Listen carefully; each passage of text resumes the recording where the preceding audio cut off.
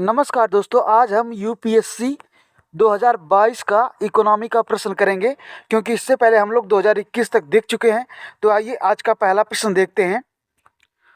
हाँ, तो 2022 के प्रश्न पत्र में इकोनॉमी का पहला प्रश्न दिया है, भारतीय अर्थव्यवस्था के संदर्भ में निम्नलिखित कथनों पर विचार कीजिए और कौन सा सही है ये हम लोगों को बताना है।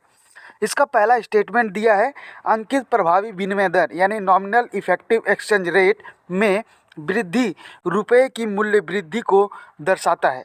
तो ये स्टेटमेंट हम लोगों का सही है। कैसे सही है? तो देखिए, ये जो नीर होता है यानी कि सांकेतिक प्रभावी विनिमय दर असमायोजित भारी औसत दर है जिस पर एक देश की मुद्रा विदेशी मुद्राओं की एक टोकरी के लिए विनिमय की जाती है। यह देश के व्यापारिक भागीदारों के बीच मुद्रास्फीति के अंतर से प्रभावित होता है। अंकित प्रभावी विनिमय दर में वृद्धि रुपए की मजबूती मूल्य वृद्धि को दर्शाता है। तो ये स्टेटमेंट हम लोगों का सही हो जाएगा। दूसरा देखते हैं। दूसरा दिया है, वास्तविक प्रभावी विनिमय दर यानी कि रियल इफेक्टिव एक्सचेंज रेट में वृद्धि व्यापार प्रतिस्पर्धात्मकता में सुधार को दर्शाता है। ये स्टेटमेंट हम लोगों का गलत हो जाएगा। क्यों गलत हो जाएगा? क्योंकि देखिए, जो रीर होता है यानी कि वास्तविक प्रभावी विनिमय दर अन्य प्रमुख मुद्राओं के सूचकांक या बास्केट की तुलना में किसी देश की मुद्रा का भारित औसत होता है। ठीक है, इस विनिमय दर का उपयोग सूचकांक के अन्य प्रमुख मुद्राओं के सापेक्ष किसी देश के मुद्रा मूल्य को निर्धारित करने के लिए किया जाता है। अब तो आपको समझ में आ गया होगा। यह व्यापार की जा रही अन्य प्रमुख वस्तुओं की तुलना में घरेलू मुद्रा के मुद्रास्फीति समायोजित मुद्रा को दर्शाता है। इसकी गणना नीर यानी NEER के आधार पर की जाती है। यदि वास्तविक प्रभावी विनिमय दर में वृद्धि होगी तो यह भारतीय मुद्रा की मजबूती को दर्शाता है। इससे भारतीय मुद्रा मूल्य बढ़ जाता है। यह व्यापार में प्रतिस्पर्धा को नहीं दर्शाता। तो ये स्टेटमेंट हम लोगों का गलत हो जाएगा। तो दूसरा गलत हो गया। तीसरा दिया है, अन्य देशों में मुद्रास्फीति के सापेक्ष घरेलू मुद्रास्फीति में बढ़ने की प्रवृत्ति नीर और रीर के बीच में वर्धमान अपसरण उत्पन्न कर सकती है। तो ये स्टेटमेंट हम लोगों का सही है। ऐसे में हम लोगों का विकल्प कौन सा सही हो जाएगा? हम लोगों का विकल्प सही हो जाएगा सी, 1 और 3। चलते हैं नेक्स्ट क्वेश्चन की ओर। हम लोगों का अगला प्रश्न दिया है, त्वरित विनिमय पत्र और त्वरित ऋण सुविधा निम्नलिखित में से किस एक के द्वारा उधार लिए जाने के उपबंधों से संबंधित है? तो ये इंटरनेशनल मॉनेटरी फंड यानी अंतर्राष्ट्रीय मुद्रा कोष है। ठीक है, हम लोग का अगला प्रश्न दिया है, भारतीय अर्थव्यवस्था के संदर्भ में निम्नलिखित कथनों पर विचार कीजिए। ठीक है, इसमें 3 स्टेटमेंट दिया है और पूछा है उपयुक्त कथनों में से कौन सा सही है। आइए इसका पहला स्टेटमेंट देखते हैं। दिया है, यदि मुद्रास्फीति अत्यधिक हो तो भारतीय रिजर्व बैंक संभावित रूप से सरकारी प्रतिभूतियां खरीद सकता है। तो देखिए, आरबीआई सरकारी प्रतिभूतियां खरीदेगा नहीं बल्कि बेचेगा ताकि मार्केट में जो भी मनी है उसको अपने पास कंज्यूम कर सके, ताकि मनी फ्लो को कम किया जा सके, जिससे इन्फ्लेशन कंट्रोल हो सके। तो ये हम लोगों का स्टेटमेंट गलत हो जाएगा। अब एक जहाँ जहाँ है, अगर हम उसको डिलीट करेंगे तो अगर हम अपने ऑप्शन को देखें तो आप पाएंगे कि हमारा ऑप्शन डी, ऑप्शन सी और ऑप्शन ए कट जाएगा। हमारा विकल्प हो जाएगा बी। ठीक है, आइए दूसरा स्टेटमेंट भी पढ़ लेते हैं। दूसरा दिया है, यदि रुपए का तेजी से ह्रास हो रहा हो तो आरबीआई बाजार में डॉलरों का संभावित रूप से विक्रय कर सकता है। बिल्कुल सही बात है। तीसरा स्टेटमेंट हम लोगों का दिया है, यदि यूएस या यूरोपियन यूनियन में ब्याज दरें गिरती होती तो इससे संभावित रूप से आरबीआई की डॉलर की खरीदी प्रेरित हो सकती है। तो ये स्टेटमेंट हम लोग का सही है। हमारा विकल्प हो जाएगा बी। आप डी डॉलराइजेशन को भी पढ़ लीजिएगा। चलते हैं नेक्स्ट क्वेश्चन की ओर। अगला प्रश्न दिया है, भारतीय अर्थव्यवस्था के संदर्भ में मुद्रास्फीति संलग्न बॉन्ड के क्या लाभ होते हैं? ठीक है, इसमें 3 स्टेटमेंट दिया है और पूछा उपयुक्त कथनों में से कौन सा सही है। आइए इसका पहला स्टेटमेंट देखते हैं। पहला स्टेटमेंट दिया है, सरकार आईआईबीएस के रूप में अपने ऋण ग्रहण पर कूपन दरों को कम कर सकती है। बिल्कुल सही बात है, कर सकती है सरकार कम। दूसरा स्टेटमेंट दिया है, आईआईबीएस निवेशकों को मुद्रास्फीति के बारे में अनिश्चितता से सुरक्षा प्रदान करता है, इसका यही काम ही है। तो ये भी सही हो जाएगा। तीसरा स्टेटमेंट देखते हैं। तीसरा दिया है, आईआईबीएस पर प्राप्त ब्याज और साथ ही साथ पूंजीगत लाभ कर योग्य नहीं होते। तो ये स्टेटमेंट गलत है क्योंकि कर योग्य होते हैं। ठीक है, तो हमारा स्टेटमेंट कौन सा सही हो जाएगा? हमारा स्टेटमेंट सही हो जाएगा ए। चलते हैं नेक्स्ट क्वेश्चन की ओर। आप थोड़ा सा इन्फ्लेशन इंडेक्स बॉन्ड के बारे में पढ़ लीजिएगा। हम लोग का अगला प्रश्न दिया है, भारत में कार्य कर रही विदेशी स्वामित्व की ई वाणिज्यिक फर्मों के संदर्भ में निम्नलिखित में से कौन सा सही है। ठीक है, अगेन इसमें दो स्टेटमेंट दिए हुए हैं और सही उत्तर को बताना है। आइए इसका पहला स्टेटमेंट पढ़ते हैं। दिया है, अपने प्लेटफार्मों को बाजार स्थान के रूप में प्रस्तुत करने के अतिरिक्त वे स्वयं अपने माल का विक्रय भी कर सकते हैं। ये स्टेटमेंट गलत है, एक बार और ऐसा प्रश्न आ चुका है। ठीक है, दूसरा स्टेटमेंट दिया है, वे अपने प्लेटफार्मों पर किस अंश तक बड़े विक्रेताओं को स्वीकार कर सकते हैं, यह सीमित है। तो ये स्टेटमेंट गलत है, दोनों ही स्टेटमेंट हमारा गलत है। ठीक है, थोड़ा सा आप ई कॉमर्स के बारे में पढ़ लीजिएगा तो आपको समझ में आएगा। ठीक है, चलते हैं नेक्स्ट क्वेश्चन की ओर। हम लोगों का अगला प्रश्न दिया है, निम्नलिखित में से कौन से कार्यकलाप अर्थव्यवस्था में वास्तविक क्षेत्रक का निर्माण करते हैं। इसमें 4 स्टेटमेंट दिया हुआ है और सही उत्तर को चुनना है। आइए पहला स्टेटमेंट देखते हैं। पहला स्टेटमेंट दिया है, किसानों का अपनी फसलें काटना। तो ठीक है, ये स्टेटमेंट हम लोगों का सही हो जाएगा। दूसरा दिया है, कपड़ा मिलों का कच्चे कपास को कपड़े में बदलना, यह भी सही है। तीसरा स्टेटमेंट दिया है कि किसी वाणिज्यिक बैंक का किसी व्यापारिक कंपनी को धनराशि उधार देना। तो ये स्टेटमेंट गलत है क्योंकि यह अर्थव्यवस्था में वास्तविक क्षेत्रक का निर्माण नहीं करता। ठीक है, चौथा स्टेटमेंट दिया है, किसी कारपोरेट निकाय का विदेश में अपना अंकित मूल्य में बॉन्ड जारी करना। तो ये भी भैया अर्थव्यवस्था के वास्तविक क्षेत्रक में नहीं आता, यानी कि रियल सेक्टर में नहीं आता।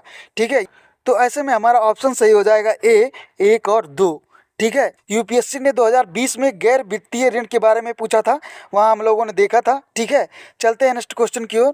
हम लोग का अगला प्रश्न दिया है, भारत के संदर्भ में हाल ही में जनसंचार माध्यमों में अक्सर चर्चित अप्रत्यक्ष अंतरण को निम्नलिखित में से कौन सी एक स्थिति सर्वोत्तम रूप से प्रतिबिंबित करती है। ठीक है, आइए थोड़ा सा अप्रत्यक्ष अंतरण के बारे में जानते हैं।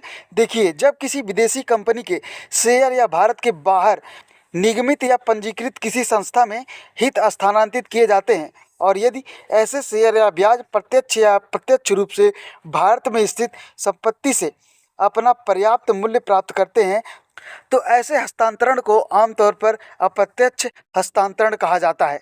ठीक है, अब आपको पता हो गया होगा कि अप्रत्यक्ष अंतरण क्या है। आइए अपना विकल्प देखते हैं। पहला इसमें दिया है, कोई भारतीय कंपनी जिसने किसी विदेशी उद्यम में निवेश किया हो और अपने निवेश पर मिलने वाले लाभ पर उसी बाहरी देश को अदा करती है। तो ये स्टेटमेंट हम लोगों का गलत है, अभी हमने एक्सप्लेन किया था। दूसरा दिया है, कोई विदेशी कंपनी जिसने भारत में निवेश किया हो और अपने निवेश से मिलने वाले लाभ पर अपने आधारभूत देश को अदा करती हो। तो ये स्टेटमेंट हम लोगों का गलत है, अभी हम लोगों ने एक्सप्लेन किया था। ठीक है, आइए तीसरा देखते हैं सही होता है कि नहीं। तीसरा दिया है, कोई भारतीय कंपनी जो किसी बाहरी देश में मूर्त संपत्ति खरीदती है और उनका मूल्य बढ़ने पर उन्हें बेच देती है तथा प्राप्ति को भारत में अंतरित कर देती है। ये भी स्टेटमेंट हम लोगों का गलत है। डी वाला ऑप्शन देखते हैं। डी वाला दिया है, कोई विदेशी कंपनी शेयर अंतरित करती है और ऐसे शेयर भारत में स्थित परिसंपत्तियों से अपना वस्तुगत मूल्य व्युत्पन्न करती है। ये स्टेटमेंट सही हो जाएगा जो हमने एक्सप्लेनेशन देखा था उसके अनुसार। तो हमारा विकल्प हो जाएगा डी। चलते हैं नेक्स्ट क्वेश्चन की ओर।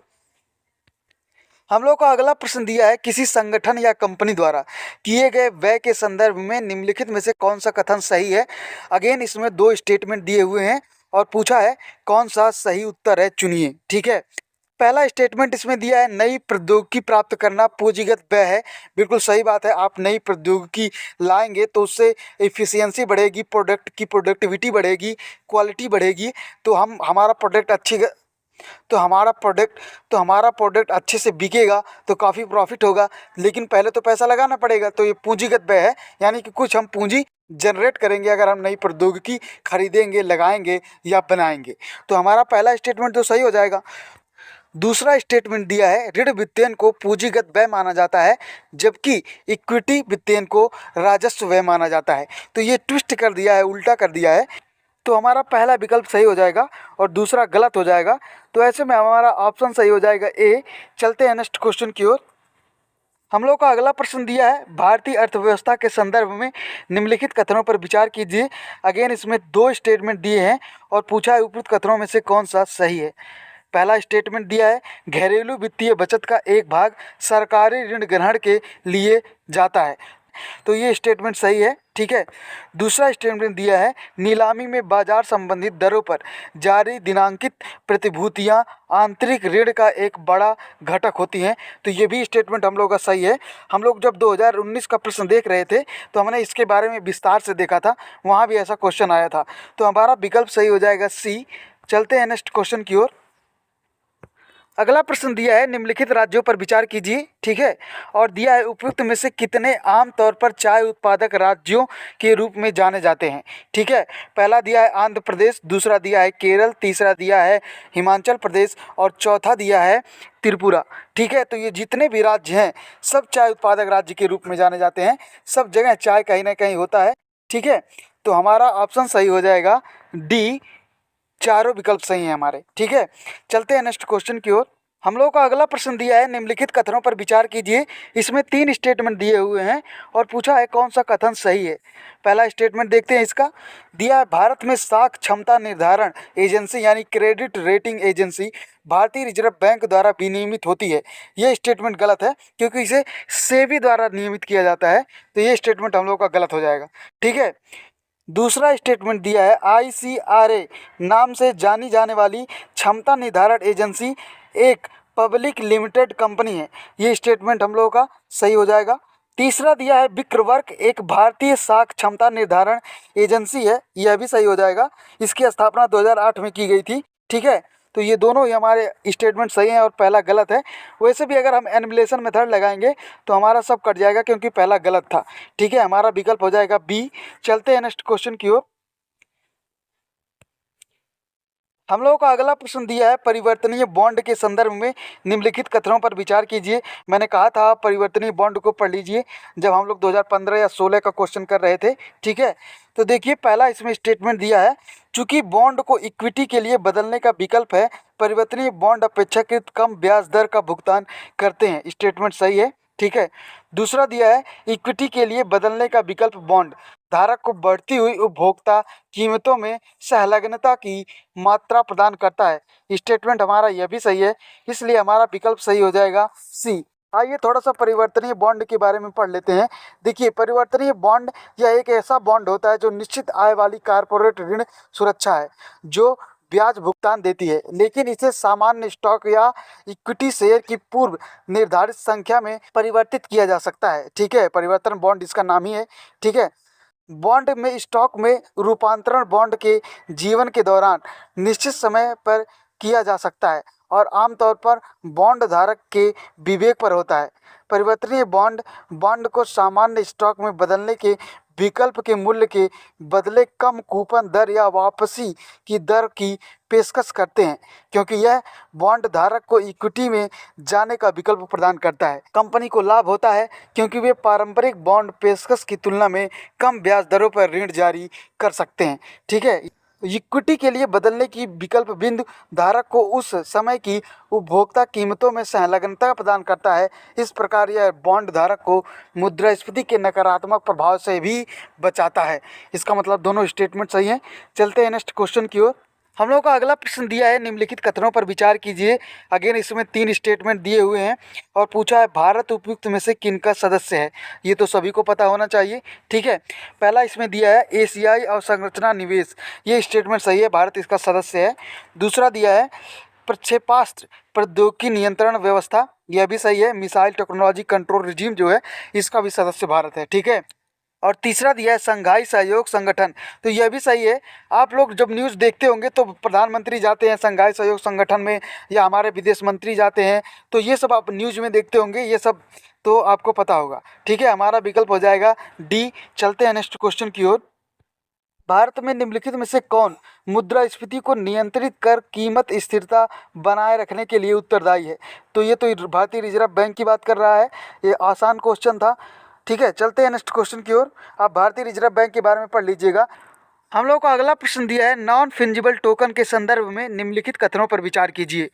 इसमें पहला स्टेटमेंट दिया है, वे भौतिक परिसंपत्ति के अंकीय निरूपण को सुकर बनाते हैं।